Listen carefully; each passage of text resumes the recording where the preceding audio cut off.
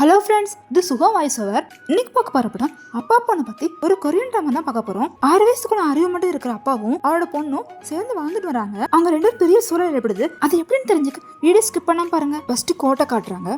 பொண்ணு 5 வருஷத்துக்கு முன்னாடி நடந்த கேஸை ரீஓபன் பண்றதுக்காக சர்ஜரி பர்மிஷன் கேட்டுட்டு இருப்பா. 5 வருஷத்துக்கு முன்னாடி தீர்ப்பு வழங்கியாச்சு, இதை ரீஓபன் பண்ண தேவையில்லை அப்படின்னு ஆப்போசிட் லாயர் பேசுறான். 15 வருஷத்துக்கு முன்னாடி முழுசு தெரிஞ்சா சொல்லுங்க அப்படின்னு சர்ச் கேக்குறாரு. இந்த ஸ்டோரி 1997 நடக்க மாதிரி கட்டுறாங்க. இவர் தான் இந்த படத்தோட ஹீரோ யாங்கு. இவரோட ஐக்கிய லெவல் ரொம்ப கம்மி, அதனால ஒரு 6 வயசு குழந்தைக்கான மூல வளர்ச்சி தான் இருக்கும். அவருக்கு பொண்ணு மட்டும்தான், அவர் பொண்ணு தான் அவரோட உலகம். அந்த குழந்தைக்கும் அதே மாதிரி தான் அவர் அப்பா தான் ரொம்ப பிடிக்கும். வசதி இல்லாட்டியும் 2 பேர் சந்தோஷமா வாழ்ந்துட்டு வந்தாங்க. அப்படிதான் ஒரு நாள் கடையில உள்ள டிவில டான்ஸ் ப்ரோக்ராம் பார்த்துட்டு இவங்க 2 பேரும் டான்ஸ் ஆடிட்டு இருக்காங்க. அந்த கடையில உள்ள ஸ்கூல் பேக்கை பார்த்துட்டு அந்த பொண்ணுக்கு ரொம்ப பிடிச்சு போயிருது. இது உடனே அவங்க அப்பாட்ட சொல்ல அவங்க அப்பா நாளைக்கு சம்பளம் வந்துடும், நாளைக்கு கண்டிப்பா எனக்கு வாங்கி தரேன் அப்படின்னு ப்ராமிஸ் பண்றாரு. இவங்க பேசிட்டு இருக்கும் போதே அந்த கடையில உள்ள கடைசி பேக்கை ஒருத்தர் வாங்கிடுவாரு. அதனால யாங்கு அந்த பேக்கை வாங்கினர்கிட்ட போய் இந்த பேக்கை நீங்க வாங்காதீங்க, என் பொண்ணு ஆசைப்படுறா, நான் வாங்கிக்கிறேன் அப்படின்னு இவ கேட்க பக்கத்துல இருக்கிற அந்த பொண்ணுட்டையும் அதே மாதிரி தான் கேட்பாரு. ஆனா அந்த குழந்தையோட அப்பா இவனை அடிச்சு துரத்தி வெளியே அனுப்பிச்சு விட்டுறாங்க.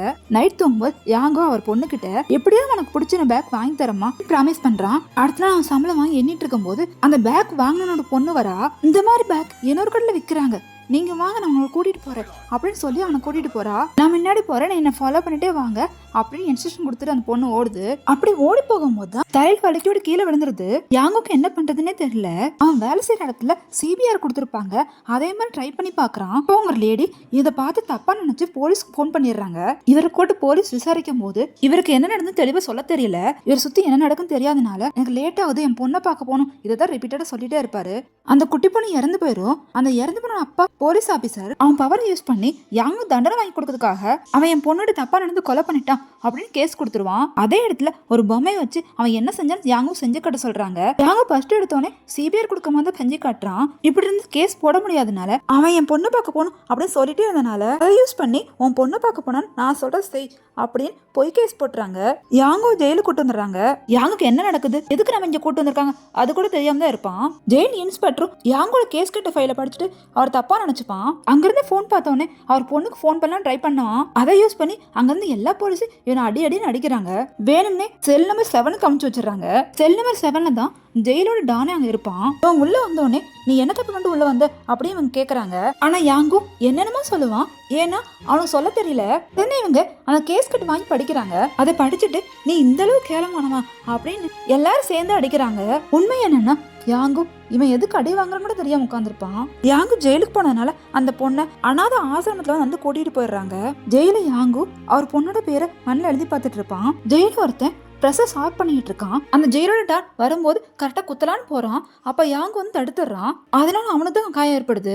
அவன் உயிரை காப்பாதனால உனக்கு என்ன வேலாம் கேள், அதை நான் செஞ்சு தரேன் அப்படின்னு அவன் கேட்கறான். இந்த ஜெயில் டானுக்கு நிறைய கனெக்ஷன் இருக்கும், அதன் மூலமா இல்லீகலா எந்த பொண்ணாலும் இவனால வாங்க முடியும். ஆனா யாங்கு இவன்கிட்ட கேட்டது இவங்களுக்கு ஷாக்கிங்கா இருக்கும். அப்படி என்ன கேட்டானா அவன் பொண்ணை பார்க்கணும்னு கேட்பான். எப்படி நம்மளால செய்ய முடியும் மத்தவங்கள சொல்ல, ஆனா டான் மட்டும் நான் ட்ரை பண்றேன் அப்படின்னு சொல்லிடுவான். ஜெயிலுக்குள்ள ஆனா ப்ரோக்ராம் பண்ணுவாங்க. அந்த ப்ரோக்ராம்ல ஷூவானு இருப்பா. அங்கிருந்து ஷூவான பெட்டியில வச்சு செல் நம்பர் 7 எடுத்து வந்துடுறாங்க. யாங்குக்கு அவனோட பொண்ணை பார்த்தோன்னே சந்தோஷத்துக்கு அளவே இல்லை. இவங்க சந்தோஷமா பேசிட்டு இருக்கும் போது அந்த செல்லுல இருந்து ஒருத்தன் இது வெளியில தெரிஞ்சு நம்மளுக்கு பனிஷ்மெண்ட் அதிகமாயும் பயந்து கத்த ஆரம்பிச்சிருவான். அப்போ சூவான் கையை பிடிச்சு கெஞ்சரா. அவளோட முகத்தை பார்த்தோன்னே அவன் மனசு மாறி கத்துறத ஸ்டாப் பண்ணிடுவான். திரும்பி போய் கொண்டு வர்றதுக்குள்ள ஷூவன் கூட வந்தவங்க கிளம்பிடுவாங்க. அதனால இந்த பொண்ணு இப்ப இவங்க கூட தான் இருந்தாகணும். இப்ப இந்த பொண்ணு கிட்ட இருந்து யாங்கு அங்க நடந்ததெல்லாம் சொல்றான். இப்ப கூட இருக்க எல்லாத்துக்கும் புரிய ஆரம்பிச்சிச்சு இவன் எந்த தப்பு பண்ணலன்னு. இப்ப இந்த பொண்ணு கூட இருக்கிறது யாங்கு கூட சந்தோஷம் இல்ல, கூட இருக்க எல்லாரும் சந்தோஷமா இருக்காங்க. நாளைக்கு ஒரு ப்ரோக்ராம் நடக்கதா இருக்கும், அந்த ப்ரோக்ராம் ஷூவன் அமுச்சு விட்டலாம் அப்படின்னு பிளான் பண்ணிருப்பாங்க. நைட் தூங்கும்போது ஷூவன் நான் மட்டும் பேக் கேட்கலன்னா இந்த அளவு பிரச்சனை வந்திருக்காது இல்லப்பா அப்படின்னு அழுகுறா. அப்படிலாம் ஒண்ணு இல்லம்மா அப்படின்னு யாங்கு சமாதானப்படுத்துறான். அடுத்த நாள் அதே மாதிரி ஷூவன் பெட்டிக்குள்ள வச்சு அமைச்சு வச்சிடலாம்னு நினைக்கிறாங்க. ஆனா ப்ரோக்ராம் மாறி போயிடும். அதனால ஷூவன் இங்க தான் இருந்தாகணும், ஏன் இன்ஃபர்மேஷன் மாத்தி சொன்னீங்க அப்படின்னு டான் பார்த்து ஒருத்தன் அடிப்பான். அப்புறம் அந்த ஜெயில் இன்ஸ்பெக்டர் அந்த ப்ரோக்ராம் நடந்த போட்டோஸ் பார்த்துட்டு இருக்கான். போட்டோல ஷூவன் மிஸ் ஆனதுனால அவன் டவுட் வர ஆரம்பிச்சிருச்சு. எல்லாம் சொல்லி தேட சொல்றான். இவங்களும் எப்படியோ ஷூவன் மறைச்சு வச்சிடறாங்க.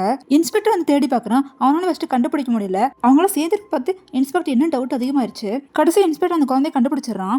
அந்த குழந்தைய அனாதம் விட்டுட்டு யாங்கு இன்ஸ்பெக்டர் எல்லாத்துக்கும் நான் தான் காரம் அப்படின்னு எல்லா பள்ளியும் அமல் போட்டுட்டான். அதனால எல்லா போலீஸையும் நான் அடிச்சு தனி ரூம்ல அடைச்சு வச்சிருவாங்க. செல்லும் செவனோட எல்லாத்துக்கும் பனிஷ்மெண்ட் கொடுத்துட்டு இருப்பாங்க. அந்த டைம்ல ஒரு கைதி இன்ஸ்பெக்டர் கோவப்பட்டு ஜெயிலுக்கு நெருப்பு வச்சிடறான். உடனே இன்ஸ்பெக்டர் எல்லாம் வெளியே ஓட சொல்றான். ஆனா அவன் மட்டும் அந்த கைதி கண்ட்ரோல் பண்றதுக்காக உள்ளே இருந்துருவான். இதை பார்த்து யாங்கு உள்ள வந்து இன்ஸ்பெக்டர் காப்பாத்திடுவான். அந்த இன்ஸ்பெக்டர் ஹாஸ்பிட்டல் உயிர் படைச்சிடறான். அப்புறமேட்டு அவனுக்கு தெரியும் இவன் உயிரை காப்பாத்துன்னு யாங்கு தான். அவன் உயிர் காப்பாத்து நன்றிக்கணும்னா யாங்கு பொண்ணை லீகலா பாக்குற மாதிரி அரேஞ்ச் பண்ணிருப்பான். அவனோட பொண்ணு பார்த்தோன்னா அவனுக்கு அவ்வளவு சந்தோஷம். அவன் கொஞ்ச நேரம் பேசிட்டு இருக்கிறதுக்குள்ள டைம் முடிஞ்சு போச்சு சொல்லிடுவாங்க. இருந்தாலும் பிரிய முடியாம யாங்கும் பொண்ணும் ரொம்ப அழுகுறாங்க. தூரத்துல பார்த்த இன்ஸ்பெக்டர் அவன் பொண்ணு மேல இவ்வளவு பாசமா இருக்கிறவன் எப்படி இன்னொரு பண்ணி பண்ண முடியும் அப்படின்னு டவுட் வர ஆரம்பிச்சிருச்சு.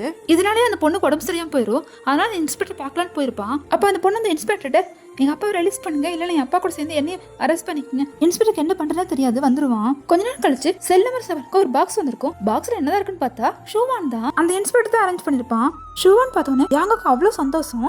அந்த இன்ஸ்பெக்டர் வாரத்துக்கு ஒரு நாள் பார்க்க பர்மிஷன் கொடுத்திருப்பான். ஷூவான் பார்த்ததுனால யாங்குக்கு மட்டும் இல்ல செல்லும் சொல்லல எல்லாம் சந்தோஷப்படுறாங்க. இப்ப ஷூவான் அவங்க பொண்ணு பார்த்துக்க ஆரம்பிச்சிருவாங்க. இன்ஸ்பெக்டர் யாங்குவை கூப்பிட்டு உண்மையை தெரிஞ்சுக்கலாம் அந்த கேஸ் பத்தி விசாரிக்கிறாரு. ஆனா யாங்குவால் பதில் சொல்ல முடியல. அதனால அவனே இந்த கேஸ் பத்தி விசாரிக்க ஆரம்பிச்சிட்டான். அப்புறம் தான் அவனுக்கு உண்மை தெரிய வருது. இவனோட கேஸ்ல நிறைய குழப்பங்கள் இருக்கு. யாங்குமே எந்த தப்பு இல்ல, வேணும்னே கேஸ் போட்டிருக்காங்கன்னு. இப்ப இவனோட இறுதி தீர்ப்புக்கு கொஞ்ச நாள் தான் இருக்கும். அந்த செல்லுல அவங்க எல்லாரும் எனக்கு ஹெல்ப் பண்ண ரெடியா இருக்காங்க. அந்த குட்டி பண்ணி எப்படி விழுந்துச்சு எல்லா டீட்டெயிலும் அவனுக்கு கேட்டுக்கிறாங்க. இவன் சொல்றதை வச்சு அந்த பொண்ணு கீழே விழுந்தனால மேல அந்த கல்ல பொண்ணு தலையில பட்டுதான் இறந்துருப்பா அப்படின்னு கரெக்டா கெஸ் பண்ணிடுறாங்க. மறக்காம இருக்கிறதுக்காகவும் தெளிவா புரிஞ்சுக்கிறதுக்காகவும் இவங்க நடிச்செல்லாம் காட்டுறாங்க. அந்த இன்ஸ்பெக்டரும் யாங்குக்கு சொல்லி கொடுக்குறான் எப்படி சொல்லணும்னு. ஃபர்ஸ்ட் டைம் சொல்லும் போது அவங்கள சொல்லி கொடுத்த மாதிரி கரெக்டா தான் சொல்லுவான். அந்த லஞ்சுக்கு வர கேப்ல அந்த பொண்ணோட அப்பா பவர் யூஸ் பண்ணி யாங்கு தனியா கூட்டி போய் அடிச்சு நான் சொல்றவன் நீ சொல்லலைன்னா உன் பொண்ணை கொண்டுருவேன் அப்படி மிரட்டுவான். இப்ப அவன் பொண்ணுக்காக ஆமான்னு ஒத்துக்கிறான். இன்ஸ்பெக்டர் யாங்கு காப்பாதுக்க ஆர்கியூமெண்ட் பண்ணி பாக்குறான். ஆனா அவன் சொல்ல வரது யாரும் காது கொடுத்து கேட்கல. ஆனா கடைசியா அவனுக்கு மரண தண்டனை கொடுத்துறாங்க. மறுபடியும் அதே ஜெயிலுக்கு தூக்கி போட்டுறாங்க. மறுபடியும் பழைய மாதிரியே அவன் பொண்ணோட பேரை எழுத ஆரம்பிச்சிருவான். யாங்கு இப்படி இருக்குது யாருக்கும் பிடிக்கல. இவனுக்கு ஏதோ ஹெல்ப் பண்ணு நினைக்கிறாங்க. அதனால எல்லாரும் சேர்ந்து அங்க உள்ள பொருளை வச்சு ஒரு பறக்கும் பலூன் ரெடி பண்றாங்க. ஷூவான் பர்த்டேக்காக ஸ்பெஷல் பர்மிஷனால ஜெயிலுக்கு முன்னாடி வந்திருப்பா. இவங்க ரெண்டு பலூன் ஏற்றி தப்பி வைக்கலாம் ட்ரை பண்ணுவாங்க. அங்க உள்ள போலீஸே பாய் சொல்லி அனுப்பிச்சிருப்பாங்க. ஆனா அந்த பலூன் முள்வெளியில பட்டு ஸ்டக்காய் நின்னுரும். இவ்வளவு ட்ரை பண்ண முடியலையே அப்படின்னு எல்லா கைதையும் வருத்தப்படுறாங்க. ஷூவான் பர்த்டேக்காக அங்க உள்ள கைதை எல்லாரும் ஒவ்வொரு கிஃப்ட் கொடுக்குறாங்க. கடைசியா யாங்கோ ஷூவான் பிடிச்ச மாதிரி அந்த பேக் வாங்கி கொடுத்துருவான். செல்லமர் சரவணன் எல்லாரும் யாங்கோ ட்ரெஸ்ல சைன் போடுறாங்க. எல்லாத்துக்கும் பாய் சொல்லிட்டு அவன் கிளம்பிடுவான். ஷூவான் கேட்டு பக்கத்துல இருந்தோடனே அவளை இறக்கி விட்டுட்டு உடம்ப பார்த்துக்கோ தனியா எங்கேயும் போகாத அப்படின்னு அட்வைஸ் பண்ணுவான். உடனே ஷூவான் மேரி கிறிஸ்மஸ் பா அப்படின்னு சொல்ல அவனும் திருப்பி மேரி கிறிஸ்மஸ் சொல்லி இருக்கும் ஹேக் பண்ணி அழ ஆரம்பிச்சிருவான். அப்ப அவங்கள கார்ட்ஸ் இவங்களை கூட்டிட்டு போக ட்ரை பண்றாங்க.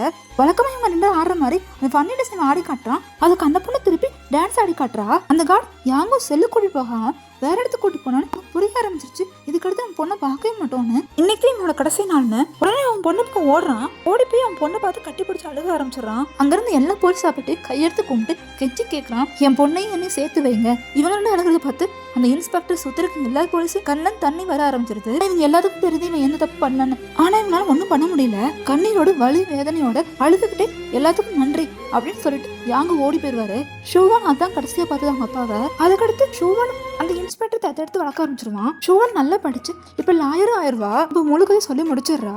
இவ லாயர் ஆன உடனே எல்லா எவிடன்ஸும் கலெக்ட் பண்ணி கோர்ட்ல கொடுத்துருப்பா. அவள் லாயர் படிச்சதே அவங்க அப்பா உயிரை காப்பாற்ற முடியாட்டியும் அவரோட மரியாதை காப்பாற்றணும் அப்படின்னு நினைச்சுதான் படிச்சிருப்பா. அதனால இந்த கேஸையும் ரீஓபன் பண்ணிருப்பா. செல்லம் சோழனோட எல்லாரும் திருந்தி நல்ல நிலைமையில இருப்பாங்க. கோர்ட்ல எல்லா ஆதாரங்களையும் எல்லா சாட்சிகளையும் மறுபடியும் விசாரிக்கிறாங்க. அந்த குழந்தைய அபியூஸ் பண்ணதுக்காக எந்த தடயங்களும் அந்த பொண்ணோட பாலிருந்து கிடைச்சிருக்காது. அதனால யாங்க குற்றமற்றவன் தப்பா தீர்ப்பு வழங்கிட்டோம் அப்படின்னு கோர்ட்ல அறிவிச்சிருவாங்க. இந்த சந்தோஷத்தை செல்லம் சோழனோட அவனோட ஃப்ரெண்டான எல்லாருமே கொண்டாடுறாங்க. எல்லாம் முடிஞ்சோடனே ஷூவான் அதே ஜெயிலுக்கு போய் அவங்க அப்பாவும் இவ்வளவு வரும்னு போயிருப்பாங்கல்ல அதை இமேஜினேஷன் பண்ணி பாக்குறா. அதோட படம் முடியுது. ஸ்டோரி பிடிச்சிருந்தா சப்ஸ்கிரைப் பண்ணிக்கங்க.